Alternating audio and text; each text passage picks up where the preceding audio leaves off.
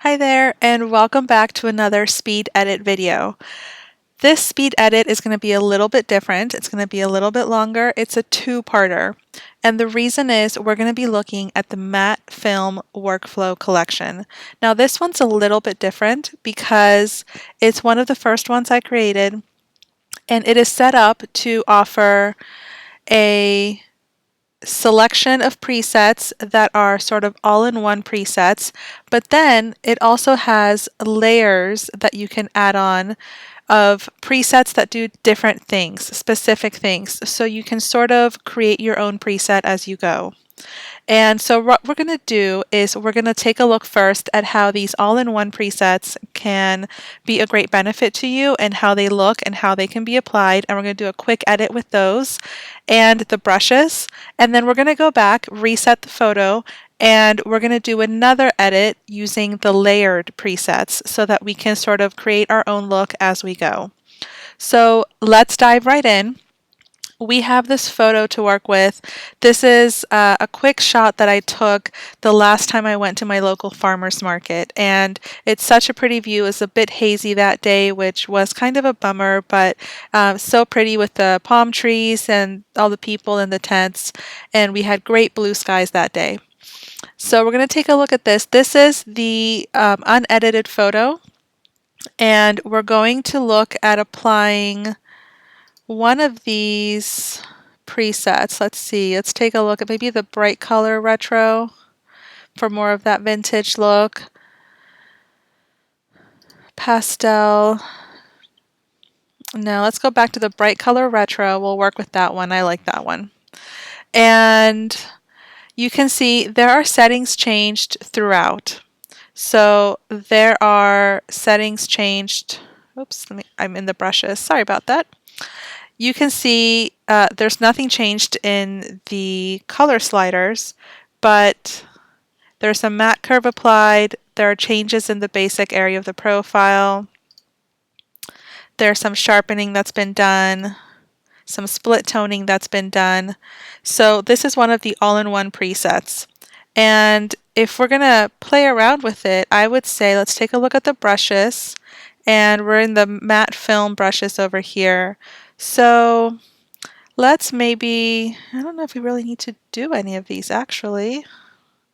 Let's do the face sharpening one and just see if that helps to sharpen up maybe the crowd that we want to focus on. So we'll use it over here.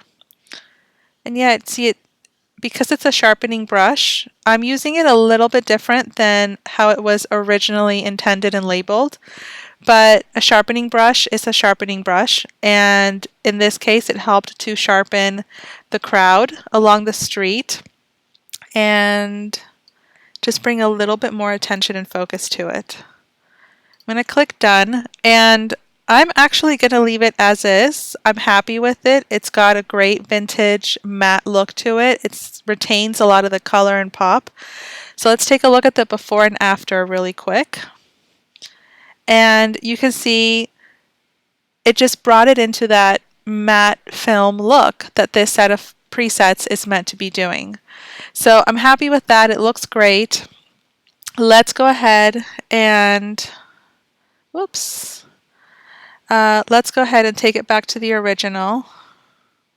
And now let's play a bit with these layered presets right here. So what we have here is they start with a number 1 through 6. And the reason is that is essentially the general order that you're going to be applying these in. So first you're going to look at the presets that are in section numbered 1, and these are considered more of your base. And then if you wanted to adjust something about the exposure or add different types of matte finishes, you do that in section 2. Color correcting is in section 3. Tone or tint correcting is in section 4. Adding a bit of polish with sharpening, more contrast, popping the color with saturation or vibrancy, that's all in section 5. And section 6 would be if you wanted to add a vignette. So let's play with these a little bit and come up with a quick edit for you. In section 1, let's go black and white on this one. We'll do the Pepper C base preset. And then for exposure, I don't want to go any brighter. I feel like this is bright enough. I want to maybe darken the shadows a bit.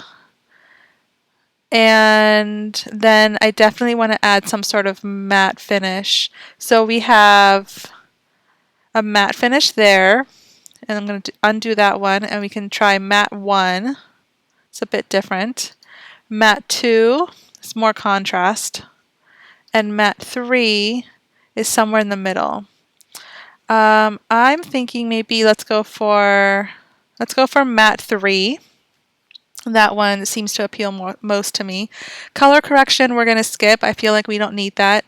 The tone and tint, I feel we're going to skip that. That applies more to when you're working with the color version of these photos. For the polish, let's do a little sharpening. And for vignette, let's go with one of the dramatic ones and add a retro black vignette. Now this is a really dramatic vignette that is not going to be applicable to a lot of photos, but it's fun to play with. And that looks kind of fun. I like that. There's the before and after. Let's see if we add a couple of brushes. Let's do a little bit sharpening like we did before. So we're going to go ahead and sharpen that crowd again. And you can see it adds a little bit more contrast. The shadows are a bit darker to just really make them pop. There we go. And now I feel like we're done. So here's the before and after. And this is using the layering of the presets where you can select piece by piece what you are applying to it. And it's basically creating your own preset and creating your own look as you go. So I hope that this 2-part speed edit has been a huge help for you guys. I love doing the matte film presets.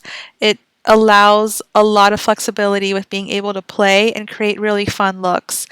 If you've liked this video, please click like. And if you enjoy this video and want to see more, please click subscribe to my channel, and I will see you guys next time.